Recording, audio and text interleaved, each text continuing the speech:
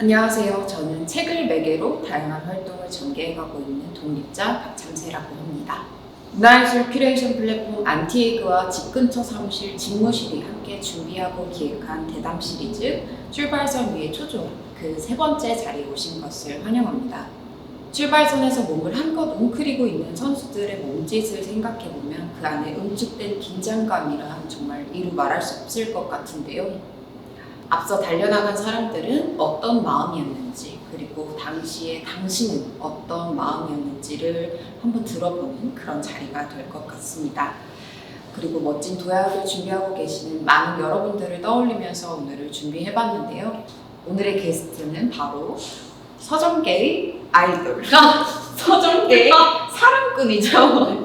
서점의 서점의 정재 대표님을 모셨습니다. 안녕하세요. 안녕하세요. 정지혜입니다. 네, 보고 계실 그리고 듣고 계실 청취자 여러분들을 위해서 간단하게 자기소개. 네. 저는 한 사람을 위해 책을 처방하는 사적인 서점을 운영하고 있는 정지혜라고 하고요. 책과 사람의 만남을 만들고 또 그와 관련해서 여러 가지 일들을 진행하고 있습니다. 이제 저라는 사람에 대한 일 얘기를 이제 하다 보면 배경으로서 제가 사적인 서점 시즌 1을 종료하고 시즌 2를 다시 시작하기 전까지 한 2년 정도의 텀이 있었거든요. 이제 그때는 군산이라는 도시에 내려가서 거기서 이제 마리사사를 위탁 운영하면서 재충전하는 시간이 있었는데 그거를 아시고 오늘 나눈 얘기들을 들으면 맞아요. 좀 더 도움이 되실 것 같아요. 그래서 바로 연결지어서 말씀드릴 수 있을 것 같은데, 이제 그때 번아웃이 오신 거는 이미 사적인 서점을 하고 있을 때 맞아요. 오셨었잖아요. 네. 그래서 내가 지금 되게 힘들다라는 것을 인지했지만 9개월 정도 더 일을 진행을 하셨고, 네, 맞아요. 그래서 그 다음에 이제 시즌 1을 종료하셨는데, 사실 요즘 번아웃이라는 말이 굉장히 과하게 좀 비이상적으로 소비되고 있고, 그리고 다 인지하지 못할 정도로 너무나 다들 힘들어하고 있는데,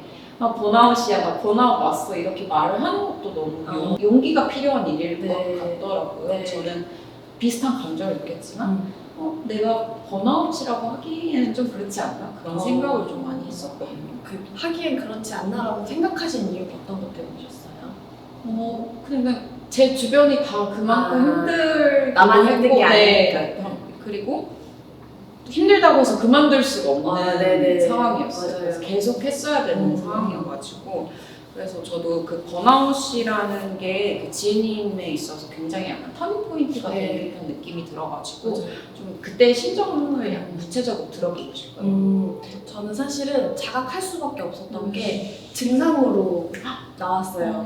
그래서 이거는 이제 내가 아니라고 외면할 수 없는 수준까지 갔기 때문에 이거는 나 혼자서 해결할 수 없는 부분이구나를 이제 인지하게 된 순간이 있었고, 사적인 서점을 열고 나서 이후에 사실 거의 쉬는 날이 없이 일을 하다 보니까 일단 물리적으로 일의 양이 너무 많았고, 그리고 처음으로 이제 내 브랜드로 뭔가 사람들을 만나다 보니까 거기서 오는 어떤 힘듦들이나 어떤 어려움들이 있었는데, 저도 사실 참새님처럼 인정을 못했어요. 인정을 하는 순간 내 선택을 후회하게 되는 게 되고, 이 일을 멈춰야 되는데 멈출 자신은 없고, 그래서 저도 되게 고민을 많이 하다가 이제 증상으로 나오기 시작했던 게 그냥 가만히 있는데 눈물이 막 나왔어요. 그래서 그냥 길을 가다가 주저앉아서 온 적도 있었고, 서점에 이렇게 있는데 손님들이 금방 들어올 수 있는데도 그냥 막 이유 없이 눈물이 너무 많이 나와서 이거 정말 이러다가 내가 큰일 날 수 있겠구나라고 생각을 해서 이제 심리 상담을 받으러 갔었고요.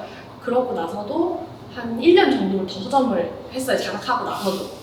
근데 이제 이렇게 계속 하다가, 왜냐면 이제 심리 상담을 받고 하는 거는 다 임시 방편이더라고. 근본적인 해결이 되진 않아서 나라는 사람의 아주 중요한 부분이 망가진 것 같다라는 생각이 들어서 이제 스탑을 하기로 했고, 아까 말씀드렸던 것처럼 이제 군산에 내려가게 됐는데, 이제 제가 그때 느꼈던 감정이 지금 생각해보면 이제 힘듦이라는 감정이라고 생각했는데, 힘듦이 아니라 당혹스러움이었던 것 같아요.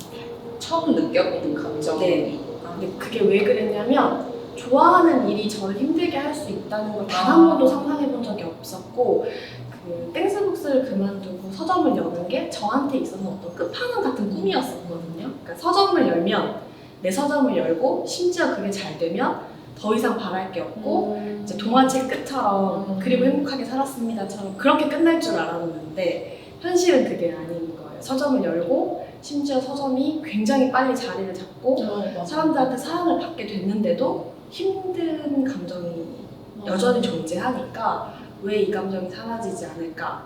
왜 나는 이렇게 내가 좋아하는 일을 하고 있고 잘 되고 있는데도 당연히 좋은 점도 있지만 왜 이렇게 고통스럽고 힘들지?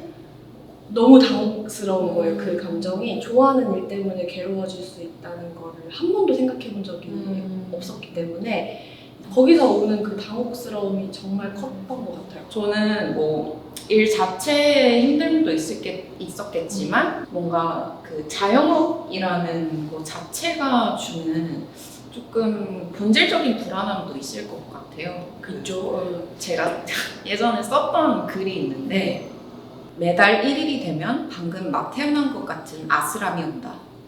알 수 없는 다음의 30일을 예측하느라 그렇다. 언제 망해도 이상하지 않은 게 서점이니까 라고 나를 달래가면서 서가에 선다. 뭐 너무 많이 잘 팔려도 불안하고 그쵸. 계속 된다는 생각이 없으니까. 그리고 너무 안 팔리면 그것대로 너무 당장 생계가 힘드니까. 불안하고 이거에 대한 어떤 평정심 유지가 안 되는 게 좀 본질적인 문제인 것 같더라고요. 맞아요. 그 자영업이라는 게 회사는 내가 150% 일을 하든 50% 일을 하든 뭐 물론 성과금이란 제도가 있긴 하지만 기본적으로 월급은 똑같잖아요. 맞아. 이제 거기서 주는 안정감이 있는데 자영업은 제가 생각했을 때 본질적으로 그 제로가 아니라 마이너스라고 생각합니다. 왜냐하면 그 고정 지출이 있잖아요. 그쵸. 월세라든지 나가야 되는 그쵸. 인건비가 있기 때문에 그 자영업이라는 거는 가만히 있으면 0이 아니라 마이너스인 상태가 주는 불안정감이 저는 있는 것 같아요. 그래서 내가 계속 무언가를 네. 해야 된다는 네. 그래서 사실 쉬는 날을 줄 수가 없는 거죠. 왜냐면 이날 쉬어버리면 0인 게 아니라 이날치의 월세가 나가고 있는 거니까 이때 내가 뭐라도 하면 조금이라도 플러스가 된다고 생각하는 마음 때문에 사실 못 쉬었던 게 그 번아웃의 제일 그 여러 가지 이유가 있었지만 물리적인 휴식을 줄 수 없었던 그 환경이 있었던 것 같아요. 어제 제가 이제 방탄소년단 영상을 찾아보면서 네. 그 윤기 씨가 슈가 씨가 네. 그런 말씀을 하셨더라고요. 뭔가 내가 원하지 않았던 성공 혹은 성취를 이루었을 때 부담감이 너무 크다라는 네네. 말씀을 하셨는데 지혜님도 이제 그 뭔가 준비되지 않은 상태에서의 성공을 경험해서 너무 당혹스럽다 이런 말씀을 매체에서 하셨던 걸 제가 봤어요.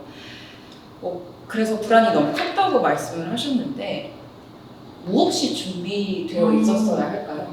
그 당시에는 제가 준비가 안 된 상태에서 너무 갑자기 이렇게 큰 사랑을 받아서 감당하지 못했다라고 생각을 했는데 시간이 조금 더 지나서 지금 와서 생각을 해보면 애초에 완벽한 준비는 없고 그러니까 준비되지 않아서 힘들었다기보다는 처음 해보는 거니까 당연히 힘들었던 거라고 생각을 해요. 대신에 아쉬운 점이 있다면 저는 제가 열심히 해서 얻는 성과 외에 운이라는 것도 있다고 생각을 하거든요. 아마 이제 자기 일을 시작하시는 분들도 느끼게 되는 지점이 있으실 텐데 열심히 한다고 사실 다 잘 되는 것도 아니고 열심히 했는데 안 될 수도 있고 열심히 한 것 뭐 2배 이상, 3배 이상의 좋은 결과가 올 수도 있는데 거기에 이제 운이라는 게 작용을 하잖아요. 근데 제가 느끼기에 지금 제가 사적인 서점 6년 차인데 초반 1, 2년 차에 너무 큰 운이 들어왔다고 생각을 해요. 제가 느끼기에. 그래서 그 시기에 정말 큰 운이 찾아와서 제가 하는 거 이상으로 더 좋은 성적을 내고 더 좋은 효과를 냈었는데 이제 그 당시에 저는 너무 어렵고 막 시작하는 단계였던 거죠. 그래서 지금 조금 뭔가 내가 모든 걸 어느 정도 경험해보고 나에 대한 기준점이 생긴 지금 그런 운이 들어왔다면 좀 더 유연하게 대처할 수 있었을 텐데 그때는 내가 그 기회들을 잘 활용하지 못했다는 생각이 드는 아쉬움은 있어요. 저도 약간 요즘 그런 운이 몰리고 있는 아니 운도 몰리는 것 같아요. 운도 몰리는데 너무 많은 기회들이었고 저도 불안하니까 그걸 다 채우고 싶은 거예요. 맞아요. 이게 언제까지 지속될지 모르니까 그런 일의 머리라는 게 근데 제 그릇은 이렇게 딱 한정되어 있는데 그게 유연하지 않다 보니까 저도 어느 순간 더 이상 일을 벌리면 안 되겠다 그런 생각을 좀 했던 것 같아요. 사실 그런 것도 어떻게 보면은 초조함이나 불안에서 기인하는 그렇죠. 그 차 비유하셨잖아요. 내가 네. 무슨 차인지. 네, 맞아요. 내가 슈퍼카가 아닌데 네. 슈퍼카만큼의 속도로 달리는 속도로 달리면 당연히 고장이 나니까 저는 뭐 한 경차 경차 정도라고 생각을 하고 네 그러고 있습니다. 네, 그래도 어느 정도까지는 밀어붙여 보는 경험은 처음 시작할 땐 필요하긴 한 것 같아요. 해봐야 한다. 결론은 해봐야 한다.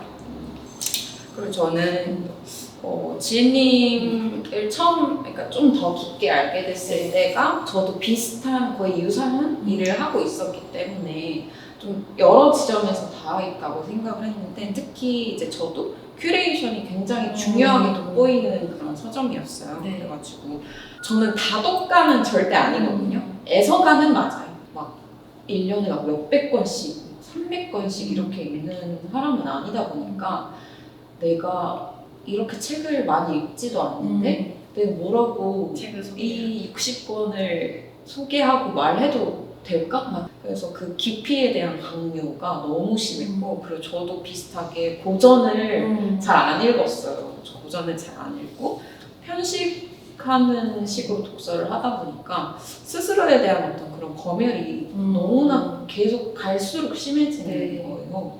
저 아직도 그거를 겪고 있는데 그래서 그런 부분이 요즘은 어떠신지 궁금해요. 그때 당시랑 또 네. 바뀌셨을 거거든요. 지금 얘기해 주신 어떤 깊이에 대한 자격에 대한 고민 그리고 다른 사람의 평가나 이런 시선을 의식하는 거는 사실 요즘은 거의 없어요. 근데 없어지게 된 계기를 제가 생각을 해봤는데 지금까지 만난 손님들이 1000여 명이 넘거든요. 직접 만나서 책 처방을 한 분들이.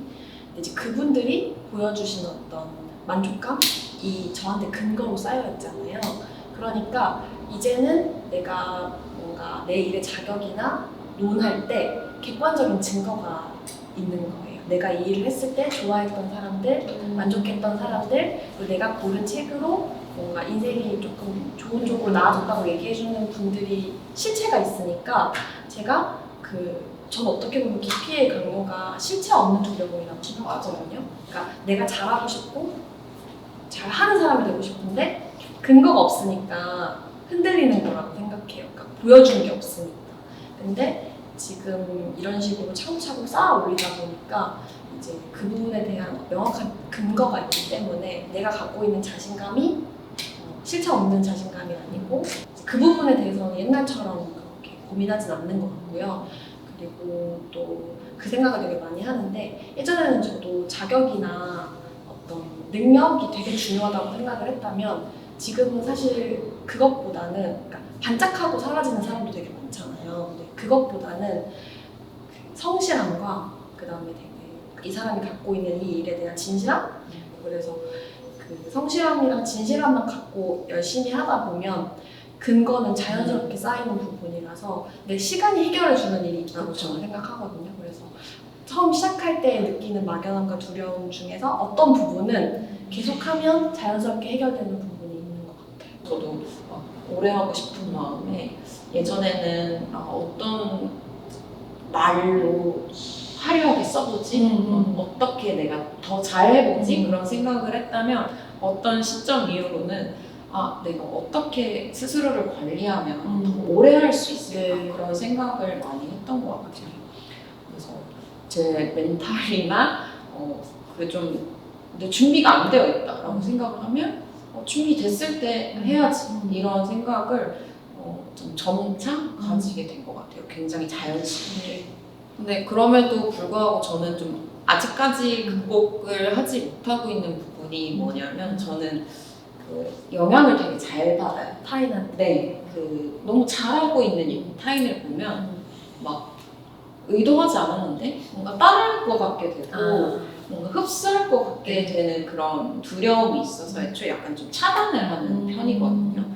그래서 그 지혜님이 쓰신 책 중에 이런 문장이 있었는데 새로운 서점이 문을 열었다는 소식을 접할 때마다 괴로웠다. 용기 없는 내가 너무 초라해 보였다. 이런 문장이 있었는데 그래서 이런 거를 보면서 되게 많은 생각이 들더라고요. 저도 쉽게 영향을 받고 받고 풀도 되게 잘 주는 그렇죠. 편이라서 너무 잘하는 타입을 보시면 어떠세요? 저도 당연히 시기, 질투 그리고 저는 사실 잘하는 사람을 보면 그 사람 때문에 힘든 게 아니라 그 사람을 보고 비교하는 저 때문에 힘든 거. 그렇죠. 그러니까 나도 너무 잘하고 있는데 잘하고 있는 다른 서점을 보면 여기선 하지만 우리는 못하고 있는 걸 찾아서 계속 비교를 하고 있는 거예요. 그래서 제 속도가 있는데 자꾸 이 딴 사람들을 보면서 우리도 저런 거 해야 되지 않을까? 저게 저렇게 열심히 하는데 나도 더 해야 되는데 이제 이게 저한테 긍정적인 자극을 넘어서 제 페이스를 흐트리고 있다는 생각이 들었을 때 이제 모든 팔로워를 다 끊었는데 군산에 내려가서 2년 동안 외부의 자극 없이 그리고 이제 사실 서울은 너무 많은 서점들이 있잖아요. 한 번은 서울에서 업계 한복판에서 모든 정보를 다 네. 받아들이면서 있을 때와 다 끊고 내 속도로 있을 때를 경험을 해보니까 당연히 마음의 안정감은 있는 대신에 사람이 좀 정체된다는 느낌? 확실히 자극이 오지 않으니까 그 자극이라는 게 부정적인 측면도 있지만 나를 등을 떠밀어주는 부분도 분명히 성장을 하게 있잖아요. 만들죠. 그래서 지금은 사실은 아예 팔로워를 다 안 하지는 않고 적당히 가서 보고 이제 또 영향받을 건 받고 하는 식으로 지내고 있는데 차이가 있다면 저는 그 부분인 것 같아요.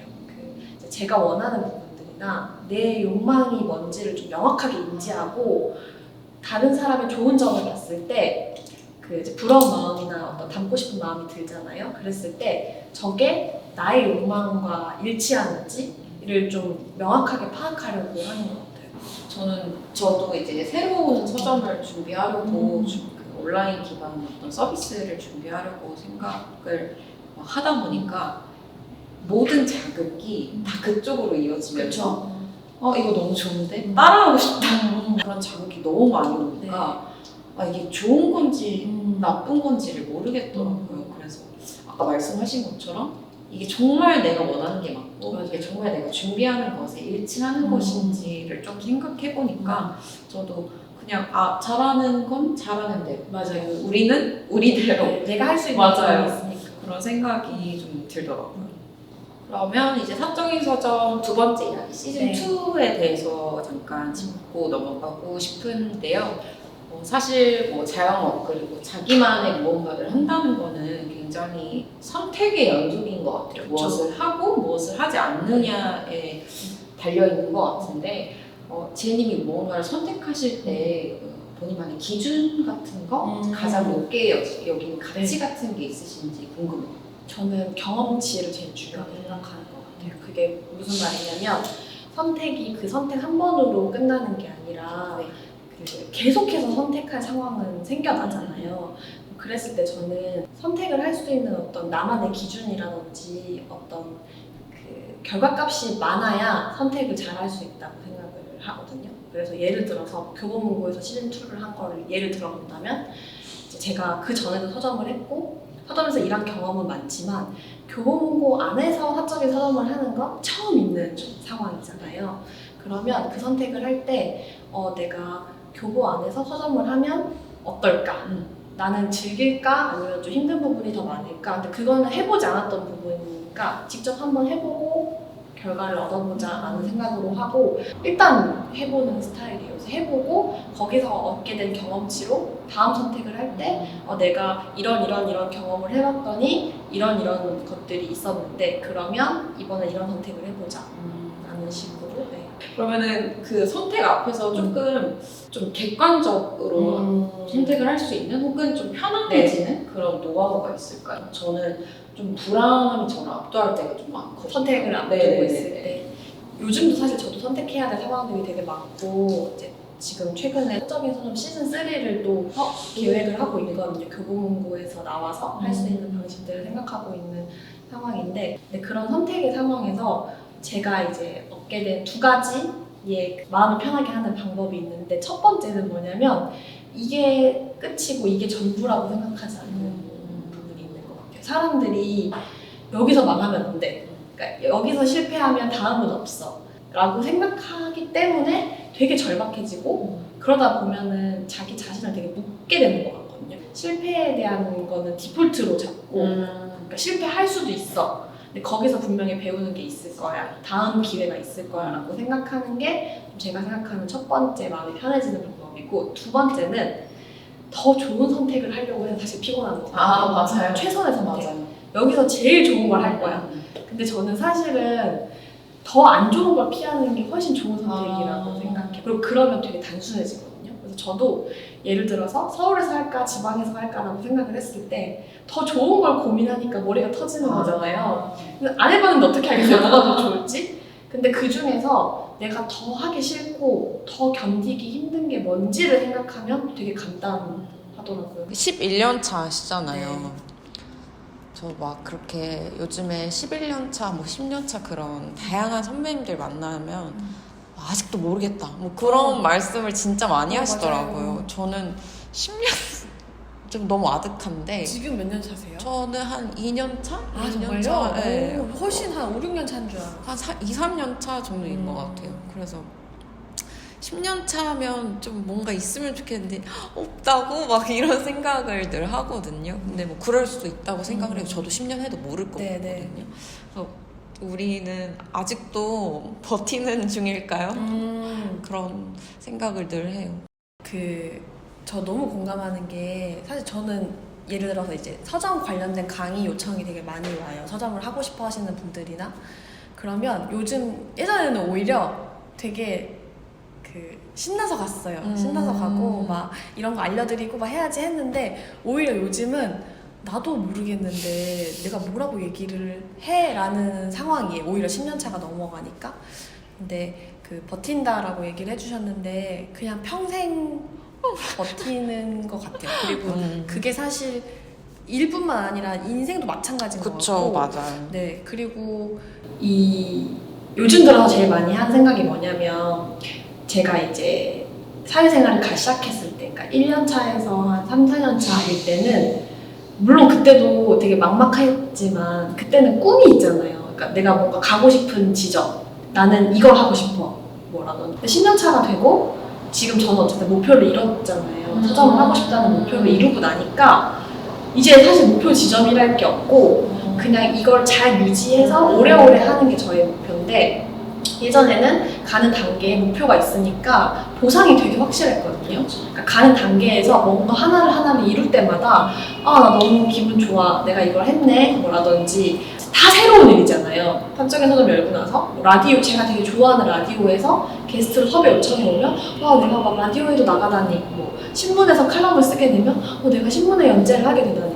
근데 지금은 그게 되게 당연해졌어요. 그런 일들이. 그러니까 예전에는 저한테 되게 보상처럼 느껴지고 되게 좋은 선물처럼 느껴졌던 일들이 이제는 익숙하고 당연하니까 더 큰 자극이 있어야 되는데, 사실 더 큰 자극은 쉽게 오지 않죠. 거의 없거든요. 그래서 이제 요즘 제가 제일 많이 하는 생각이 그거였어요. 학적인 서점을 웬만하면 꾸준하게 이어갈 것 같은데 이 안에서 다이나믹한 변화는 제가 생각했을 때 더 이상 없을 것 같거든요. 근데 이제 책임감이나 부담감은 너무 큰데 그걸 운영하는 데서 오는 즐거움이 없는, 그러니까 즐거움이 없진 않지만 이렇게 원동력이 될 만큼 저를 끌어주지는 못하는 상황인 거예요. 그래서 어떻게 해야 내가 좀 더 재밌게 할 수 있을까? 어떻게 해야 내가 이거를 좀 더 즐겁게 할 수 있을까를 요즘 제일 많이 생각하고 있는데, 이제 거기서 두 가지를 생각하고 있는 게, 첫 번째는 생활인으로서의 정지를 되게 중요하게 생각하려고 해요. 그러니까 시즌 1 때 번아웃이 왔던 이유가 생활인 정지가 없고 직업인 정지에만 있었기 때문에 왔던 허무함이라고 생각하거든요. 근데 직업인만 잘 돼서 즐거울 수도 없고 생활인만 잘 된다고 즐거울 수도 없고, 그 두 개가 굉장히 균형을 잘 이뤄야 되기 때문에, 그래서 요즘은 일도 일이지만 사이사이에 제가 좋아하는 전시를 보러 가고 친구들과 밥을 먹고 남편이랑 시간을 보내고 하는 부분들을 굉장히 중요하게 생각하면서 하고 있고요. 그래서 그런 소중함들을 잘 누리려고 하고 있고, 두 번째는 최근에 제가 아침의 피아노라는 책을 너무 재미있게 읽었는데 거기에 이런 구절이 나와요. 시골 촌부한테 얼마나 더 가야 절이 나옵니까? 라고 이제 물어봤더니 촌부가 대답하기를 이자 뿌리고 그냥 가다 보면 나옵니다 라는 대답을 했다는 구절이 있었는데, 이게 저는 일에 대한 은유, 인생에 대한 은유라는 생각이 들었어요. 그러니까 내가 어디까지 가야 되지? 얼마나 더 가야 되지? 얼마나 더 해야 이게 끝날까, 뭐 얼마나 더 해야 행복해질까는 의미가 없는 것 같고 그냥 계속하는 거, 그냥 계속 하다 보면 뭔가 또 생기고 또 변화들이 오고 하지 않을까 해서 이제 그 말을 좀 11년 차인 지금은 좀 그 말을 등대처럼 삼고 가려고 생각하고 있어요. 저희도 씨앗을 잘 뿌리고 가다 보면 이자 뿌리고 네, 그냥 뭐 어딘가로 당도하겠죠. 잘 견디고 싶어요, 정말로. 평소에 도전보다 시도라는 말씀을 좋아하신다고 해주셨는데 저는 약간 뭐 나이가 좀 어려서 그런가? 저는 모험이나 뭐 도박 뭐 그런 잃을 게 없으시군요. 약간 그런 쪽에 조금 끌리더라고요. 그래서 제가 굉장히 열렬하게 구독을 하고 있는 그 사진 잡지 보스토크 참가모에서 빌려온 문장을 이제 지혜 씨한테 선물 드리면서 오늘을 마무리해보면 어떨까 합니다.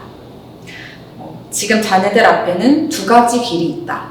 하나는 모험이고 하나는 도박이다. 무엇을 택해야 할까? 우리는 웃었다. 둘 다 똑같은 거 아닌가요?